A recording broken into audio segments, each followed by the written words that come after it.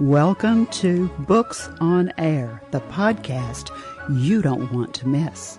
You're about to get a sneak peek at what goes on behind the scenes with authors.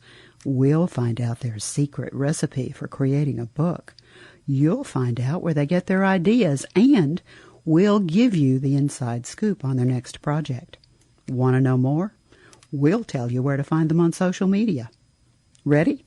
Okay, let's meet the author. Joining me today is Juliet Dorris-Williams. We're talking about her book, Leaving Church and Finding Faith, 6 Steps for Finding Your Purpose in Life After Leaving the Christian Church. Juliet, what a pleasure to talk with you. Welcome.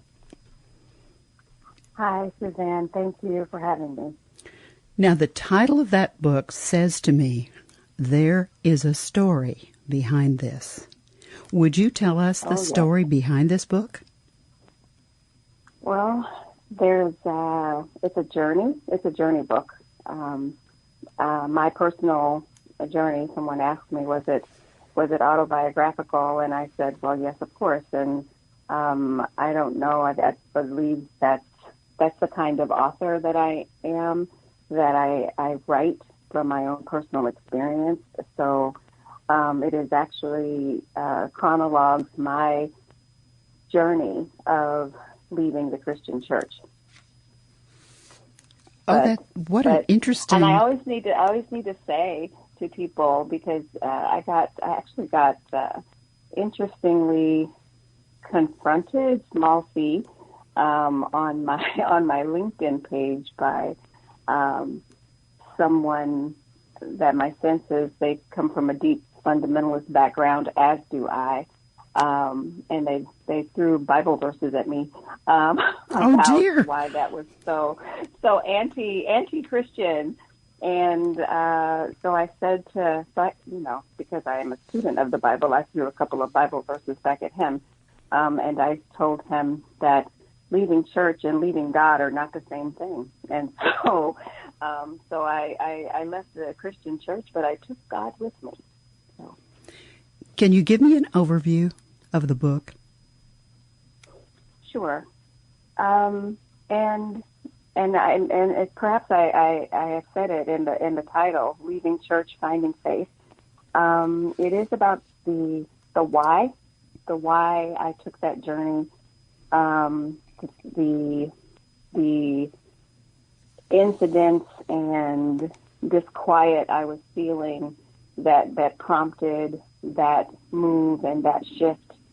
It talks about, I reference it as wandering. I wandered a bit until I came to the conclusion that I was done with that particular aspect of my faith journey. And in the process of the wandering, I discovered some things, I uncovered some things, I unlearned some things, but throughout, and I make that point throughout the book, throughout, the thread of faith was always there. I didn't leave God, God didn't leave me. In fact, ultimately at the end of it, the end is not even the end, but finding faith, it's not like I found it, because I never lost it. But it's more like settled into it, that this is faith, and this is faith for me, and actually this is faith for all. So it's that journey, and there are steps, because we want to give people tools and resources, but those were my 6 steps. There are probably 10 for other people. Those are mine. And that, the spiritual life is wide open. And I just wanted people to understand it from my perspective, that it is wide open. Do you have a favorite part of the book that you'd like to share with our listeners? Favorite part, Suzanne. I have a part. I don't know if it's a favorite part, but I do have a part. How would you describe this part? It is. It talks about this part that I honed in on to share. Speaks a bit about what I was just talking about, shedding layers of assimilation and unlearning things and relearning things. So that's the part. Okay. So, and I'm ready to share that whenever you want me to. Go right ahead.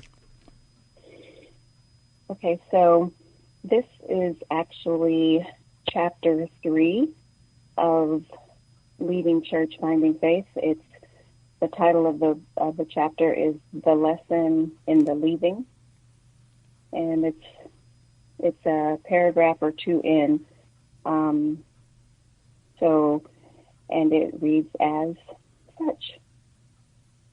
It is my supposition that people make big life-changing moves only when it is uncomfortable, painful, or otherwise difficult to stay where you are.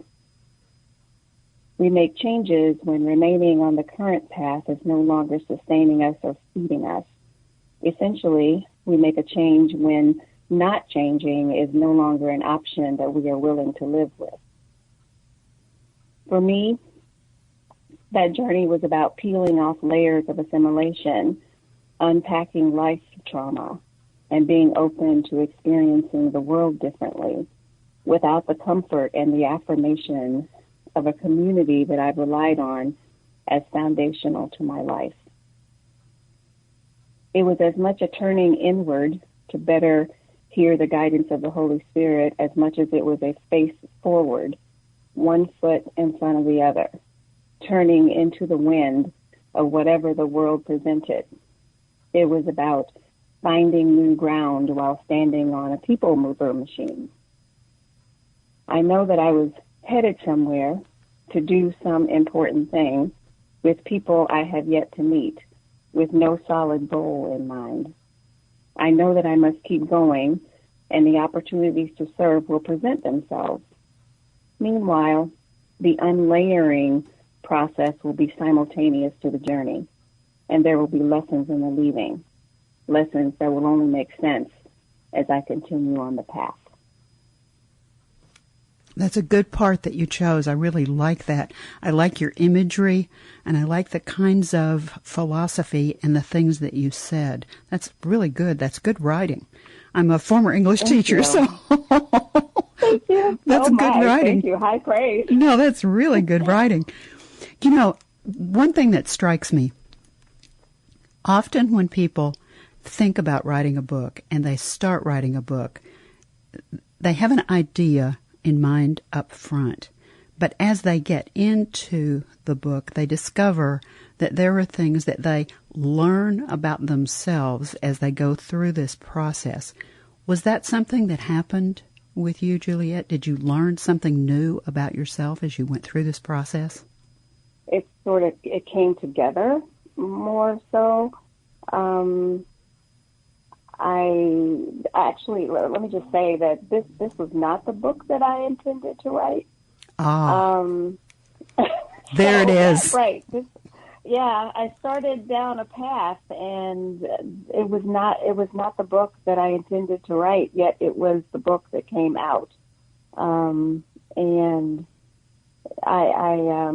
I was working with an organization, the Incubated Author. I don't know if you've heard of them, and they framed it in that good books, because I was looking for. I knew I had a book. I knew I had something to say, and I knew that I wanted to write a book, but I could not hone in on which direction to go, because there's so many things to talk about and so many things to write about, but what did I specifically have to say about any one thing? And so they framed it as a problem to be solved. What is the problem that you can solve with your book? And they had a list of things to choose from, and the list was long, and I picked out about 7 things that I could talk about at length.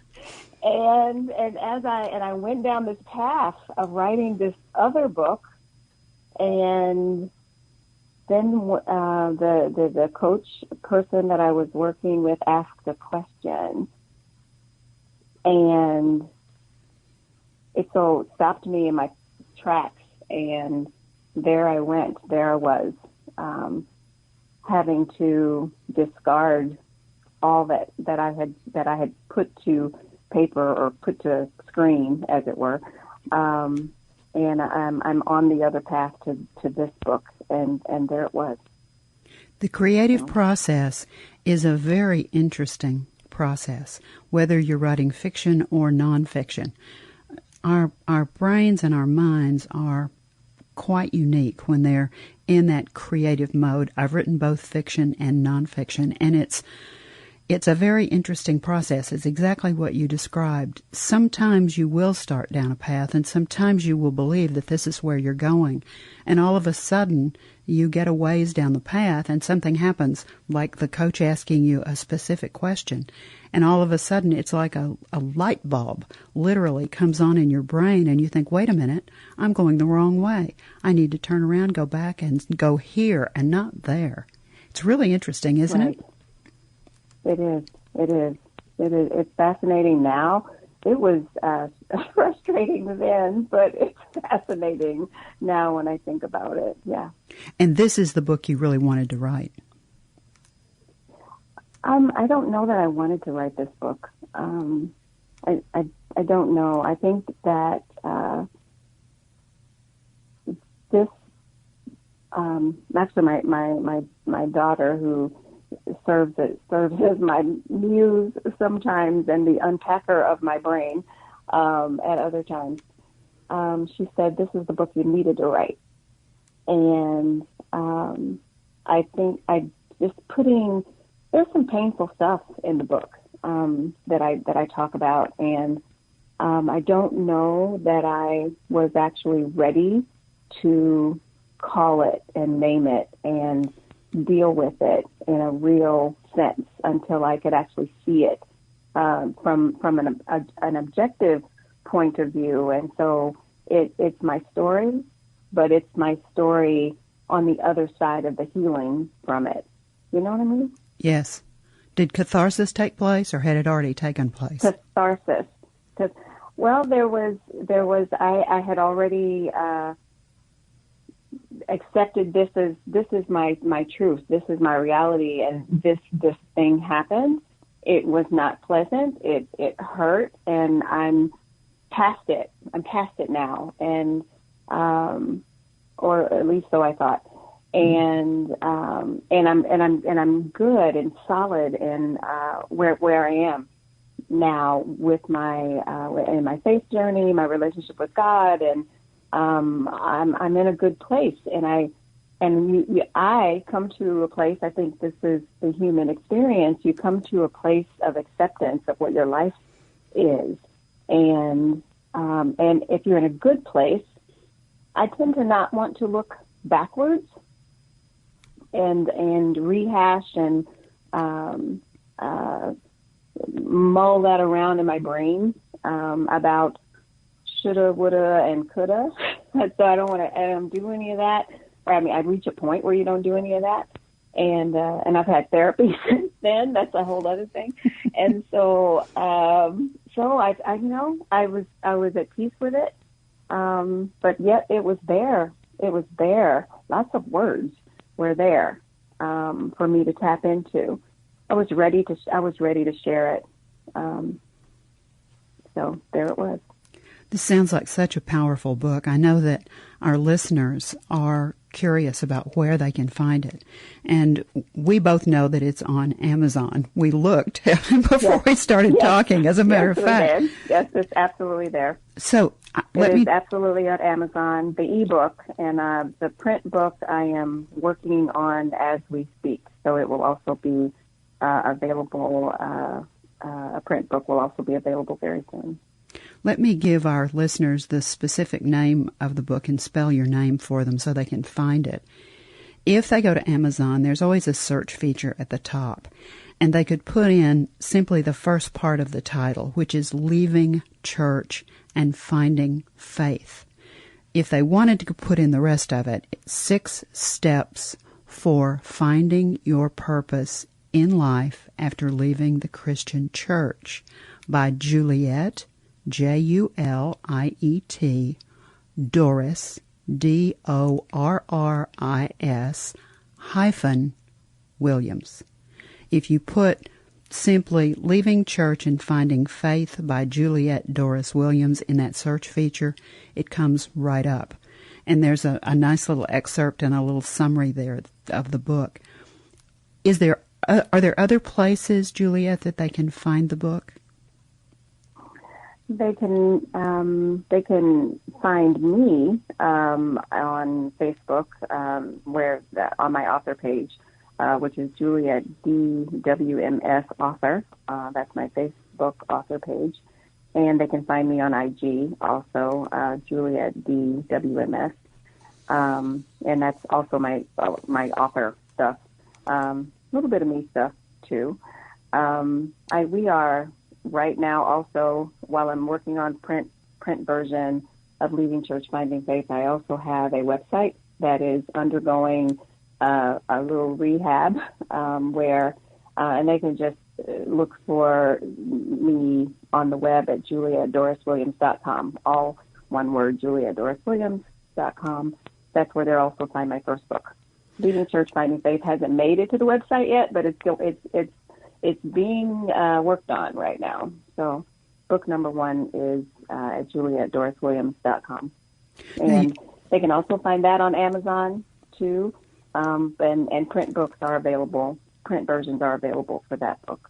Now, your first book is interesting. It's titled Notes to My 25-Year-Old Self. I know there's another story behind that one. Oh, yes. Different story. And that book, it's interesting because the Leaving Church, Finding Faith book talks about my Christian journey, and Notes to My 25-Year-Old Self actually comes from a very what I call Christian perspective. And in fact, the synopsis talks about the New Testament book of Titus, which speaks to how older women through their lives model reverence for God and good behaviors for younger women. And this, I'm actually reading my synopsis here, this then, coupled with a mother's love for her daughter, became the impetus and the inspiration for Notes. And so that came about. It was a gift to my daughter on her 25th birthday. So hence 25-year-old self. And she, I don't know if you have kids, but all of our kids are adults. But our youngest, when she was 25, or thereabout, growing toward 25, we had these interesting conversations. There's a saying about how parents get smarter as their children get older. Right. And so we were having these very interesting, layered conversations about life and love and men and all of these things. And so I put many of those in the book, these conversations that we would have over Messenger or Facebook, or these very long, detailed emails that she would write, because she's away from home, right? She's in college, or she's living on her own, and so I framed them in a way, the notes, as what I would say to myself if I could talk to my 25-year-old self. What would I say to her from the perspective of a 50-plus-year-old woman? Because I was 50-plus years old at the time that I wrote that book. And so that was the impetus for those books. It's a series of notes to myself, and in hopes that my daughter, my actual daughter, would benefit from them. I love that. I think that is one of the most thoughtful gifts I've ever heard a mother give a daughter. I think that's just terrific. Are you anywhere else on social media? You're doing Facebook. Are you doing Twitter or Instagram or TikTok? Oh my gosh, TikTok is that time suck hole that people go to, right? I've been resisting, totally resisting it. So I'm not judging. I'm just asking. Don't judge me. I was just like, no, I'm not doing it. Not doing it. I refuse to go down that hole. But my husband sends me lovely ones, like 2 or 3 a day. Like, look at this. But yes, I am. I am also on Twitter, Juliet DWMS. So that's kind of the name that I use. That's a short for Juliet Dorris-Williams. But yes, they can find me on Twitter. They can find me on LinkedIn. What else is out there? So many things. So many I'm things. out there. You're absolutely right. So many things. And you need to be on as many of them as possible. So that's why I ask, so that if our listeners want to find you, they can find you in all kinds of places. And I do tell people that in the bio, I think pretty much all the bios, not only am I an author, that's actually the third thing in my bio, but I'm also a social worker. I'm a nonprofit executive. I'm spiritual. I'm political, and so you've been warned. I love it, Juliet. We're really running out of time, and I wanted to give you the opportunity for some final words with our listeners. What is it that you would like to leave them with about the book Leaving Church and Finding Faith? Oh, thank you for that. What I want people to know, and is everyone to know, is that God is for them. God is for you and me.